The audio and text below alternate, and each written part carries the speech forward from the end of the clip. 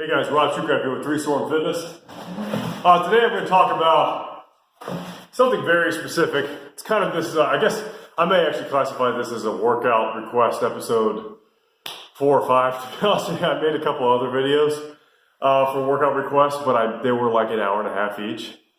I go nuts. I go crazy with these freaking things. I want to cover every possible piece. Just notice my camera's crooked. I'll just try to sit like this for the rest of the time. So I haven't actually uploaded those, but I talked to the people who requested them and made sure they were on the right page.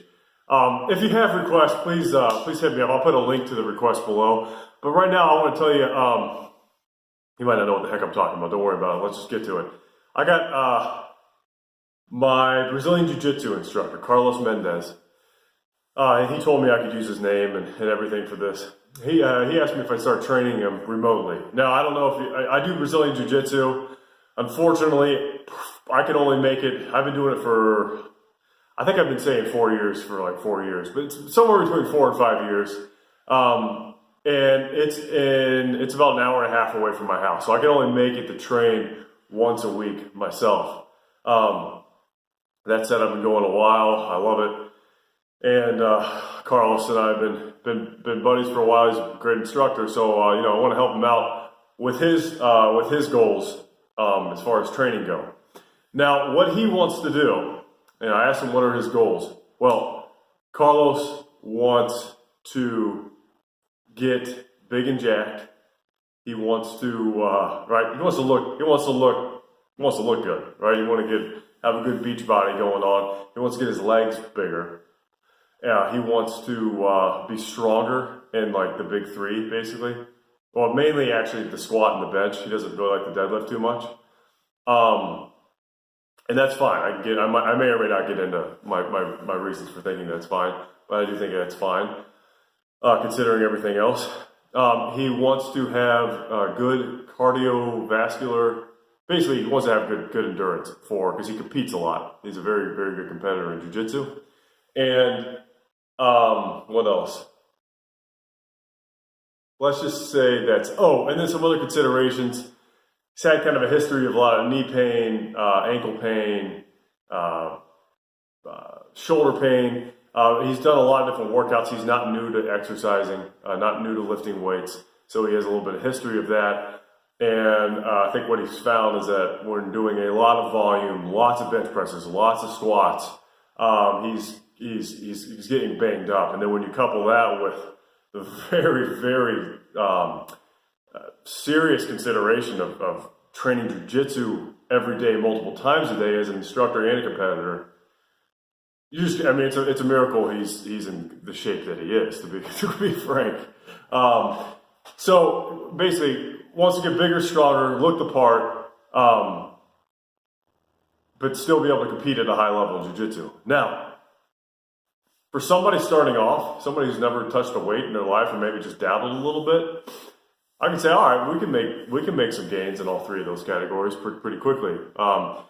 Because when you're starting off, just about everything works for everyone as long as you're consistent and as long as you're safe.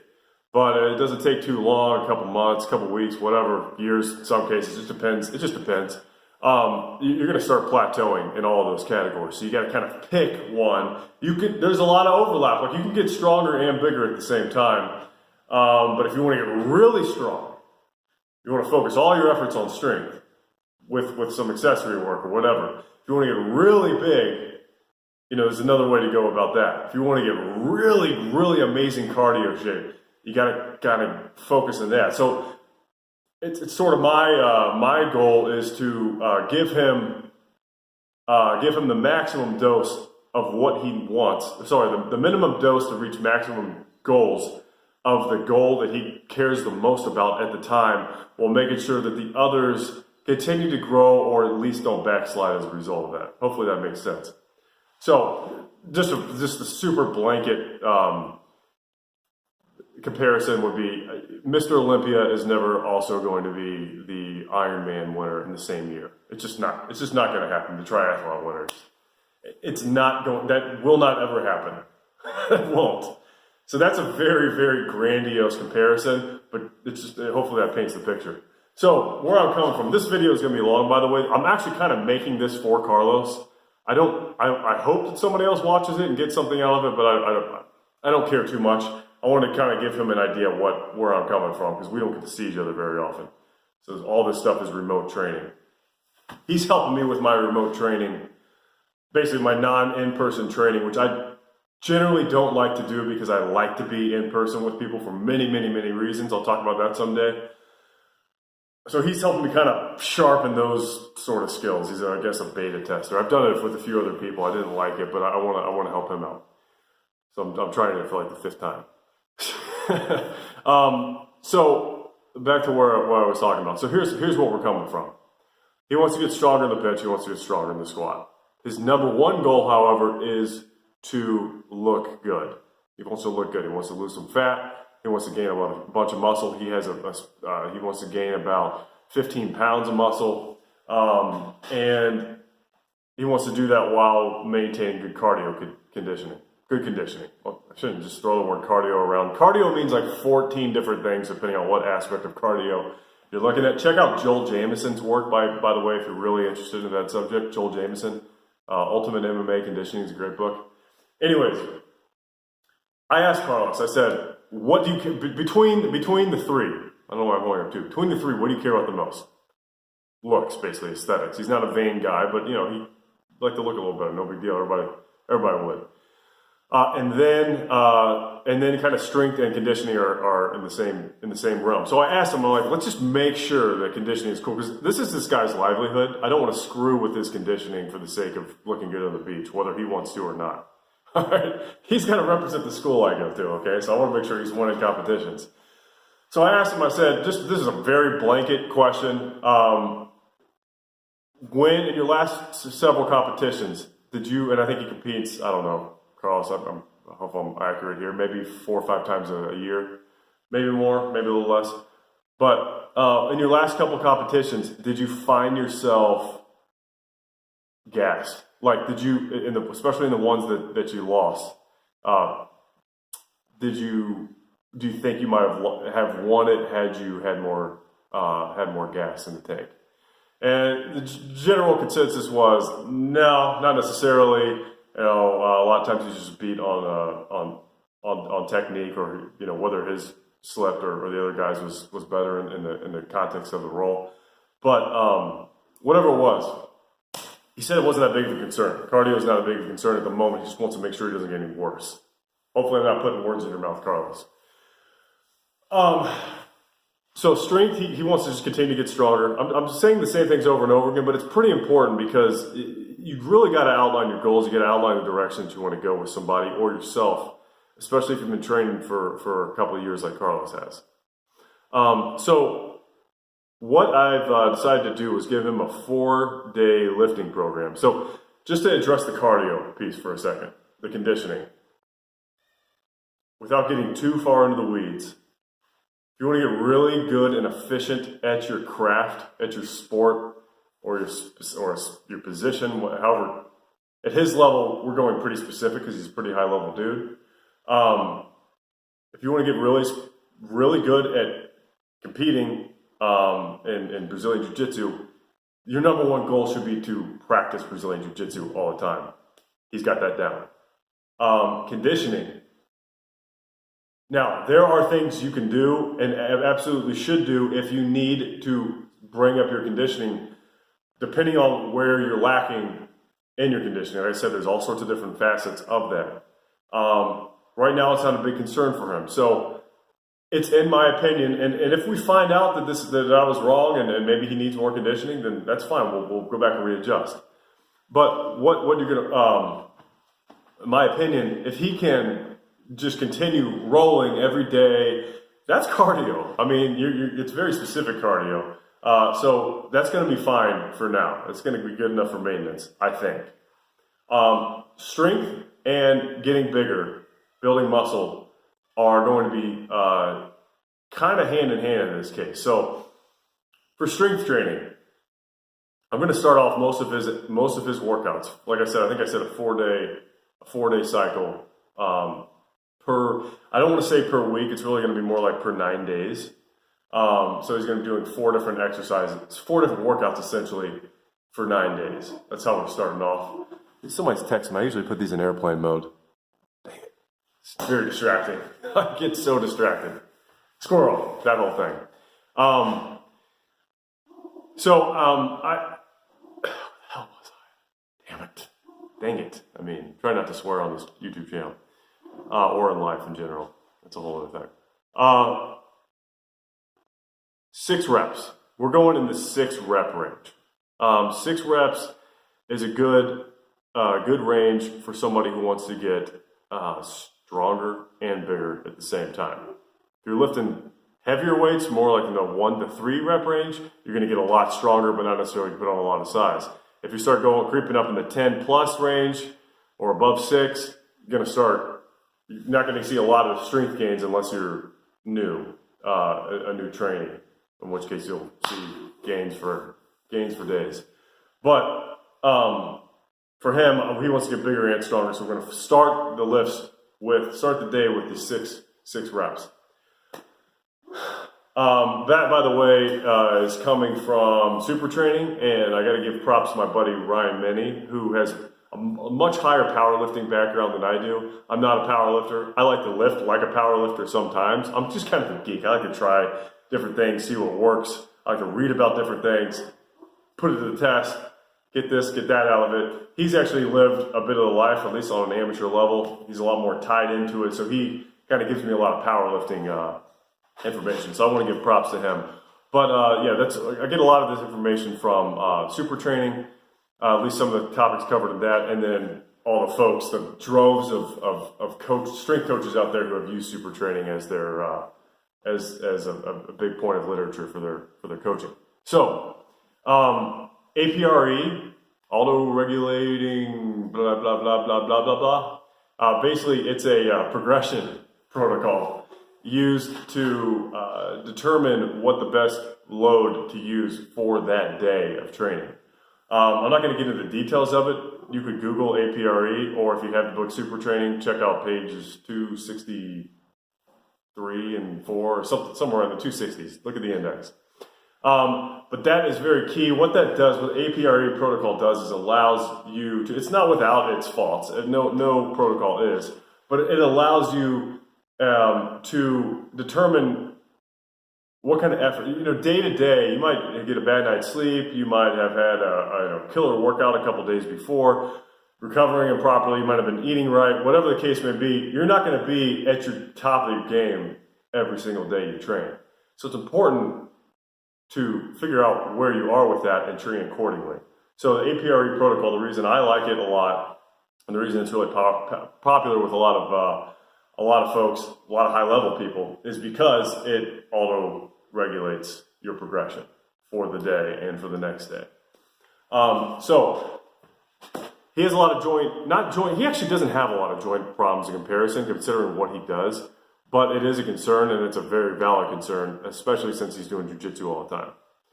So I want to go easy on his joints as possible while still maintaining those goals. So we're doing a lot of, again, shout out to my buddy Ryan on this, a lot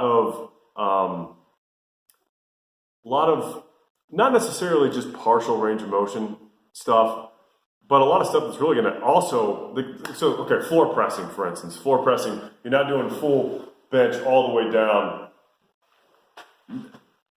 You are, but not for the most part. When he's going heavy, he's mainly doing partial range of motion. We're going to have new board presses, floor presses, multiple grips within those, changing things up so that we're not we're minimizing overuse injuries, and we're really loading up with the bench press in particular. A lot of the injuries happen when you're pushing off the chest, or if you have really poor lockout strength, and you overcompensate somewhere, something slips, whatever happens there.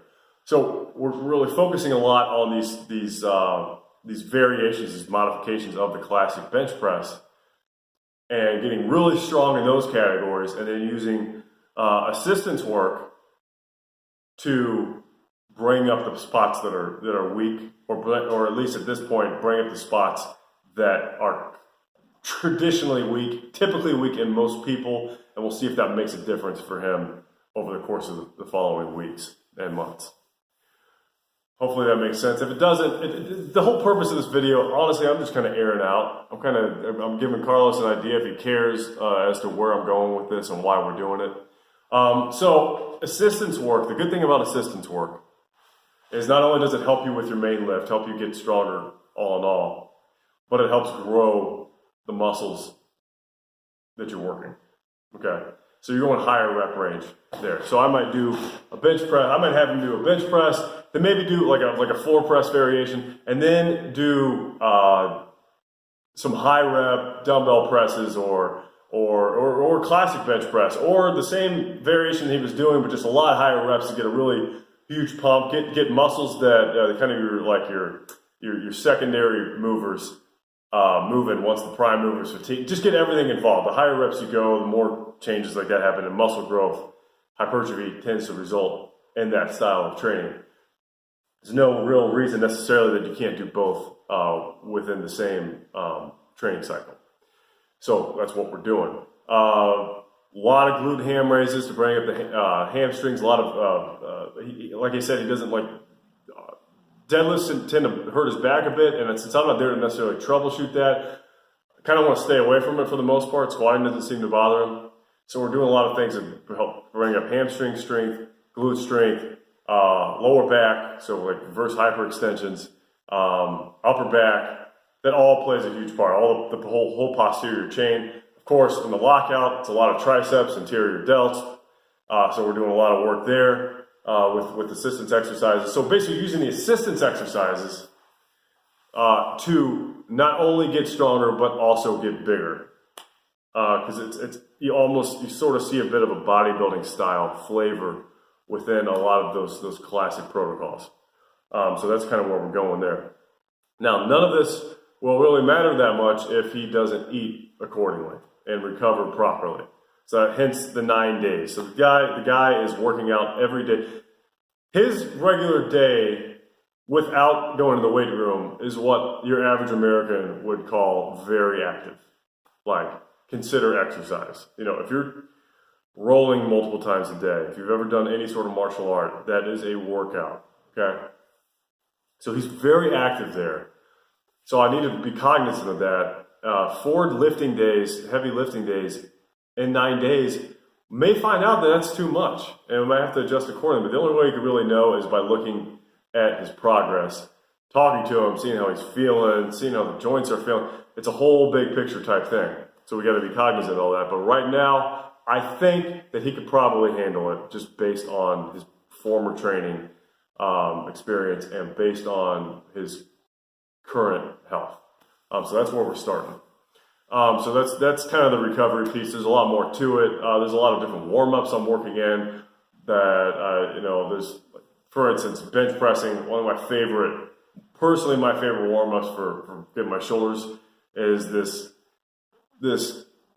scarecrow, bent over scarecrow Y press with the snow angels. Like, there's something about that for me is a very magical warm-up. I may have a kink in my shoulder, and I do a few of those suckers in my warm-up in between sets, and I feel like $1 million.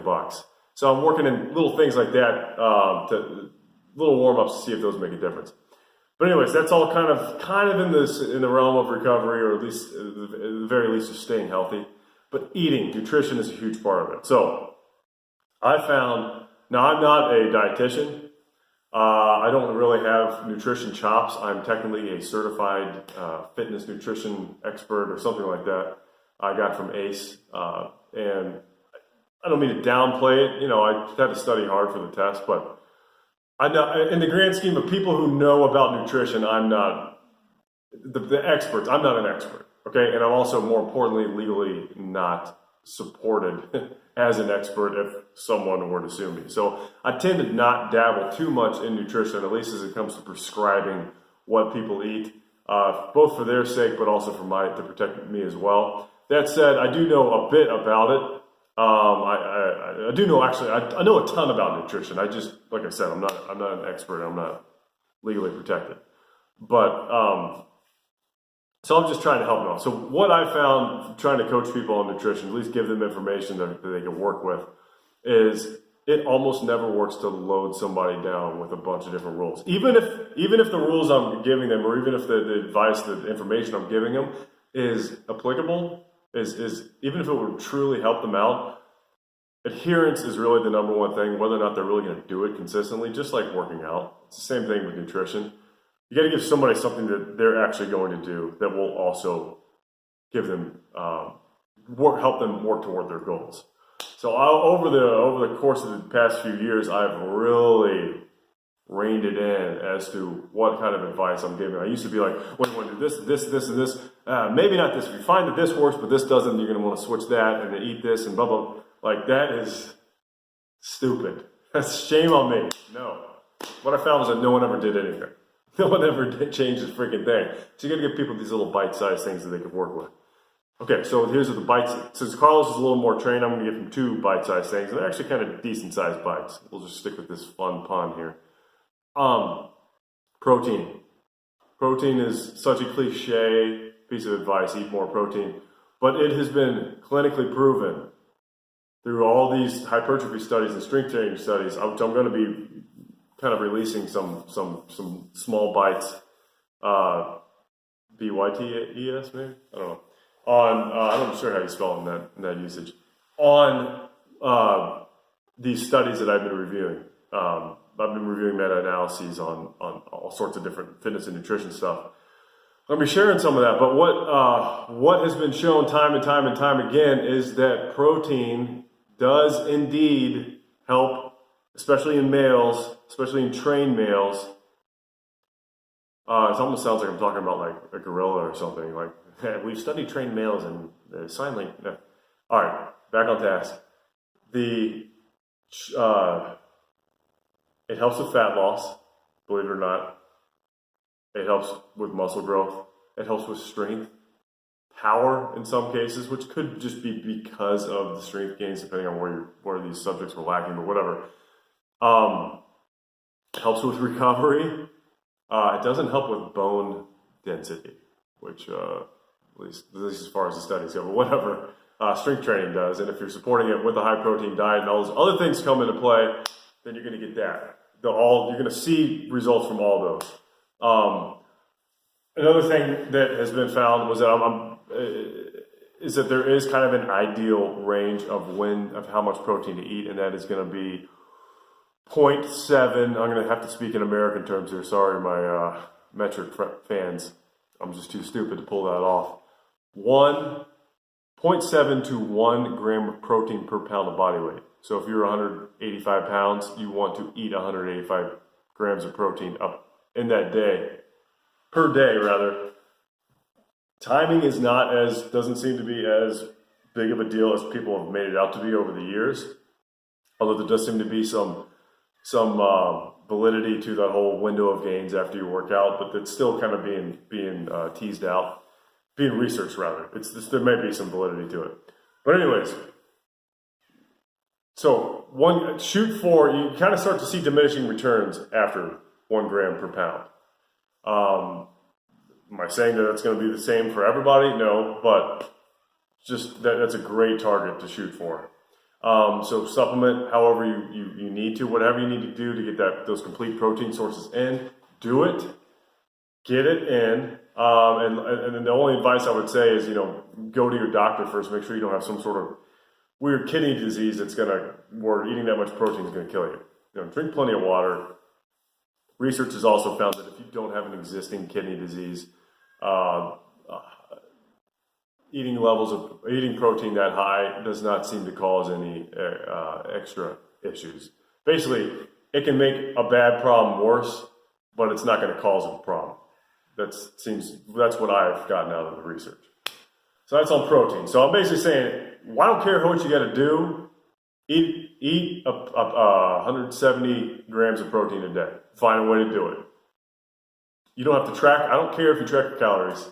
I don't care if you track your carbohydrates, your fats, your dietary fibers. Track your protein. Make sure you get it. Okay? That's big. That's huge.